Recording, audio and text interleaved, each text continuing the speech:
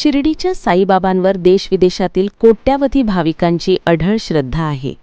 आपल्या मनोकामना पूर्ण झाल्यावर किंवा श्रद्धेपोटी भाविक साईबाबांच्या झोळीत भरभरून दान अर्पण करत असतात.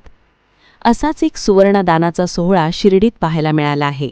अहमदनगर जिल्ह्यातील लोणी येथील एका महिला भाविकाने साईबाबांना लाखो रुपये किमतीचे सोन्याचे ब्रॉच अर्पण केले आहे.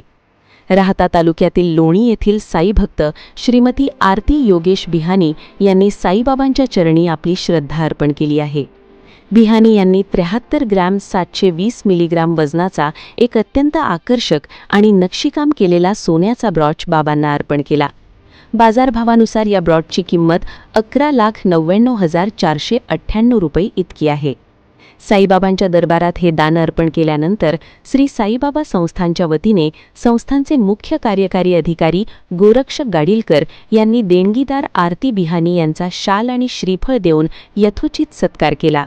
यावेळी बिहानी परिवारासह संस्थानचे अधिकारी आणि कर्मचारी उपस्थित होते.